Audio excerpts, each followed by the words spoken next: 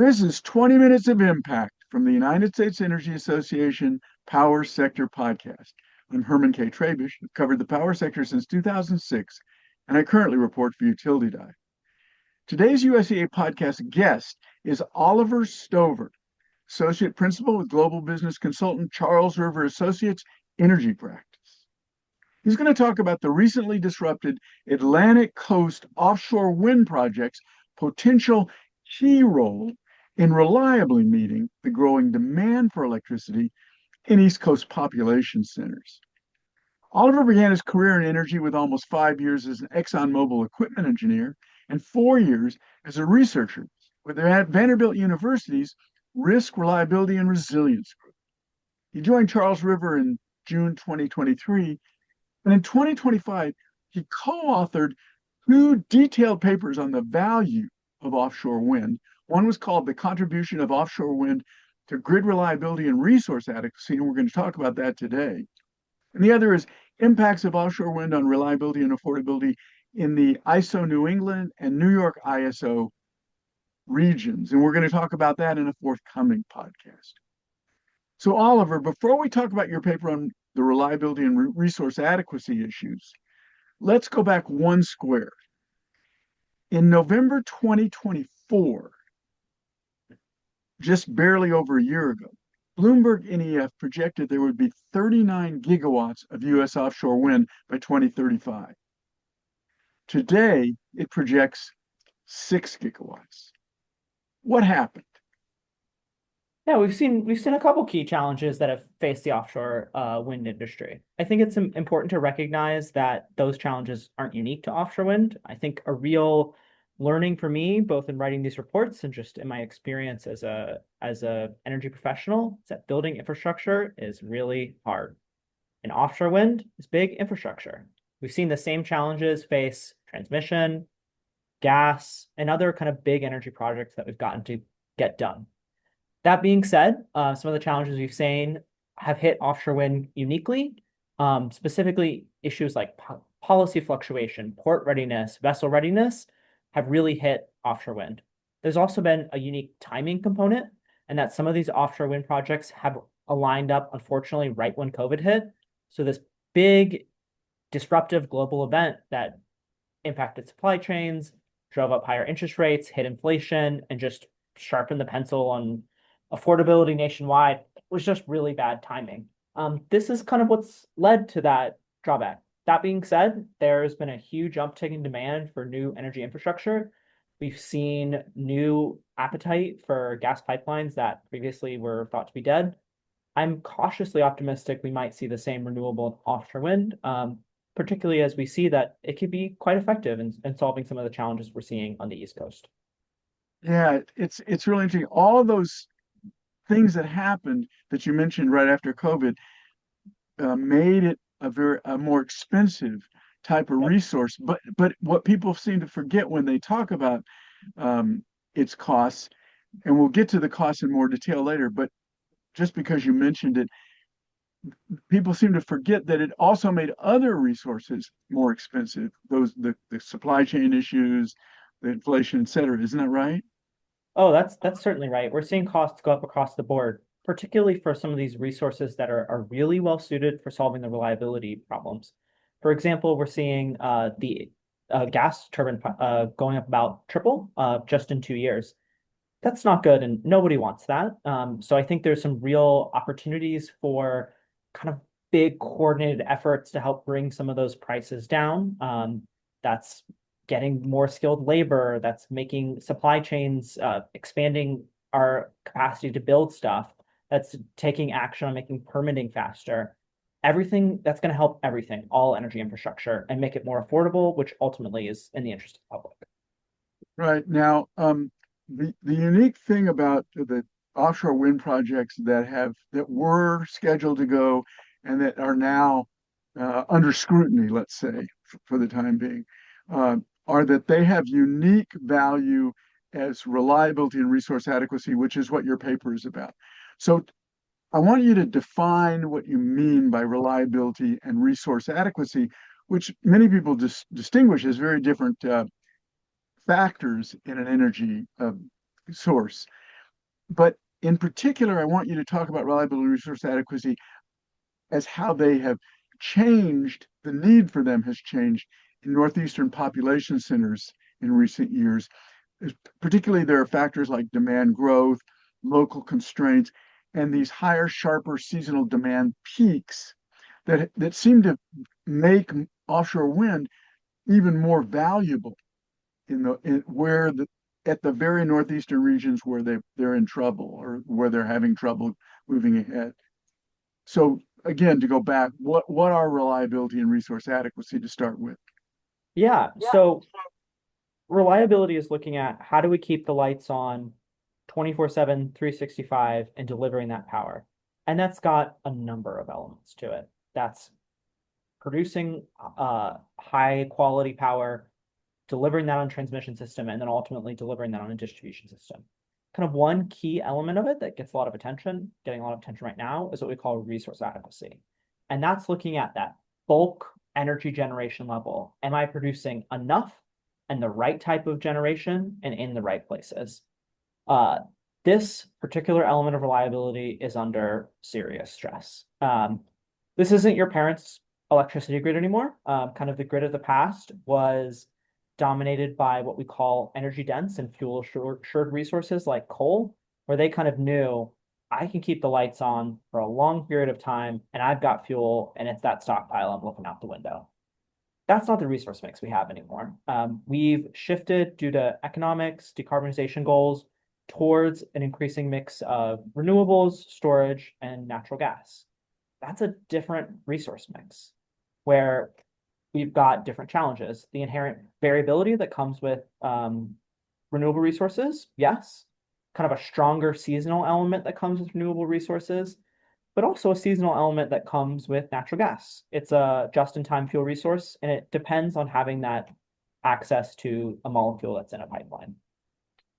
So what does this actually mean? How does this look when someone like me does a risk assessment of looking at the resource adequacy of the grid we've got now? We're increasingly seeing that risk is spread over a wider number of hours, and it's shifting. Solar has been incredibly effective at solving some of those daytime hours, and now increasingly we're seeing risk shift toward winter and night. And we're also seeing risk be quite localized in certain regions because of how some of the delays in infrastructure investment and asymmetrical decisions. So we're seeing kind of risk look different, and it looks different in different parts of the country.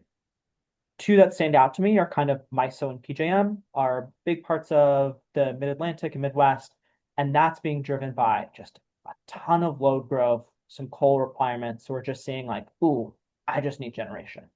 Whereas in other regions like New York ISO New England, the New England parts of the country, we're seeing risk that's quite being driven by electrification of heating, and as well as challenges delivering energy to some of these key urban centers. And that's where offshore wind is really interesting in both those markets, both for different reasons. In places like PJM, it's just more energy. The load demand is astonishing there. So the fact that I can bring more energy, more capacity at scale, amazing. We just need it.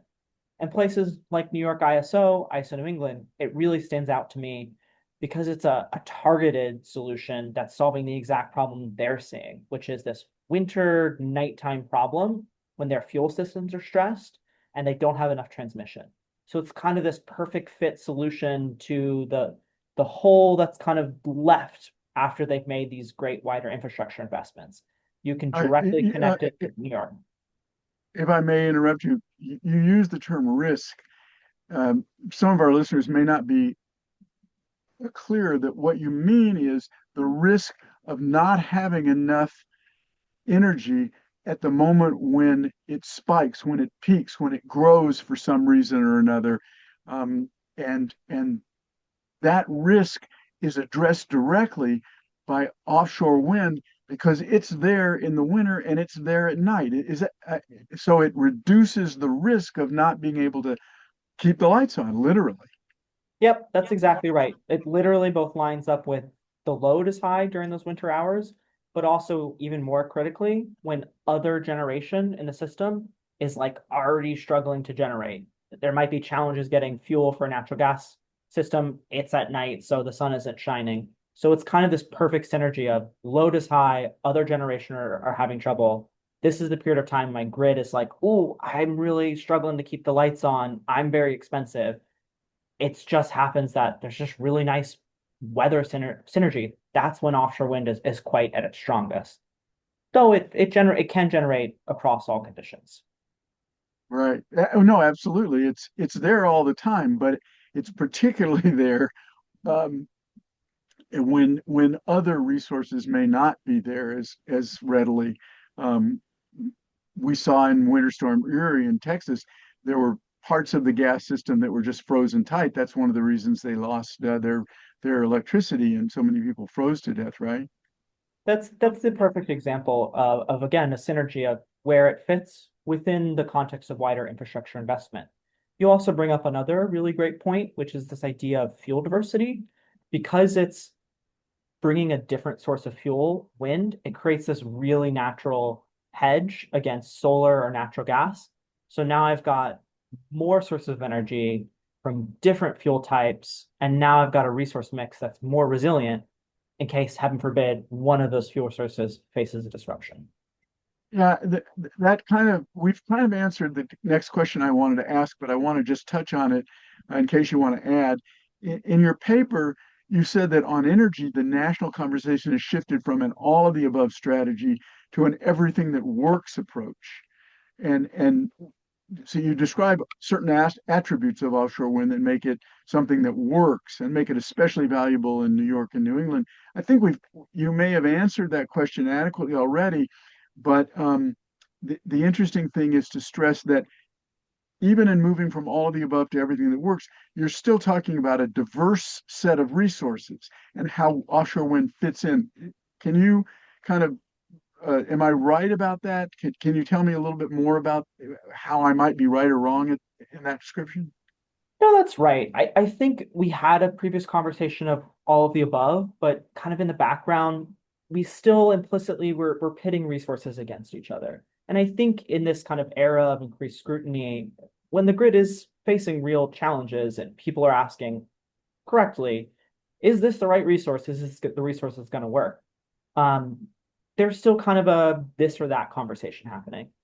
My personal hope and what our study has shown is it's not really this or that. It's more this here, that there, this for this, Mm, that for that.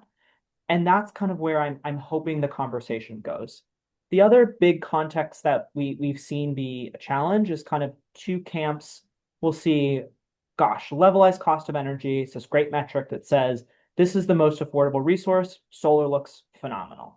And maybe in another camp, we'll say, I've got this kind of instinctual, almost bias and satisfaction that comes from a dispatchable resource like a natural gas resource. And both of those have merits and are true. But I think it kind of misses this third context, which is all resources can't be everything. That's not how our grid works these days. And I can't build all those resources everywhere. I can't build a huge solar plant in New York City. I can't really build onshore pipelines in New York City. We're trying, but it's going to take some time. And even putting a generating resource there is challenging. So I think for us, that's what stands out is that we do need all of these resources. The level of load growth we're talking about is frankly astonishing, but all these resources make sense in different places. And offshore wind, yeah, yeah, really interesting properties. yeah. Well, that's the last question I want to get to, Oliver. A lot of people are disdaining things like offshore wind and solar in favor of traditional generation sources. And sometimes they're disdaining offshore wind in comparison to things like natural gas or solar or onshore wind. People are talking about storage. People are talking about reviving old coal plants. People are talking about nuclear. It seems to me that what your papers do is show that offshore wind has qualities that give it parity with whatever the other options are, cost, availability, challenges. Can you talk about how offshore wind fits into this stack of resources that might be important? Yeah, and want to emphasize, I think critically, we found that it is competitive and superior than many other resources in a certain context. So in kind of these key places, frankly, where it's being built, it just makes a lot of sense because of that fuel-free nighttime option of going offshore resource. So I'm hesitant to sort of say it's this or that. I'm one of those people calling for more traditional generation. We need it all, frankly, but it's where we need it and what's the hole in that resource. Specifically, again, the thing about offshore wind that makes me excited in New York, New England, Virginia, other parts of the mid-Atlantic, it bypasses the onshore challenges. It's an additional source of energy and it's fuel free. I really think inland, we're still going to need to see substantial investment in storage, solar, nuclear, natural gas generation, just because the level of load growth we're talking about. But those aren't often a good fit in other parts of the country where we're frankly building the offshore wind. So it's really, again, not this or that. It's this here, that there, and everything all together to meet the moment reliably, affordably, and hopefully increasingly clean. Yeah, I just saw a quote from the quintessential oil advocate, Daniel Yergin, a great author and thinker in the energy area. And he was talking about this very thing that it really, the amount of need we have, because we are becoming, as he said, an electricity-based economy. It creates this new need. If you want to hear the big last exchange of this terrific conversation, support the podcast by subscribing at just $2.99 per month to the Power Sector Podcasts Power More. With your subscription, you'll get both parts of the content delivered directly to you the second they drop.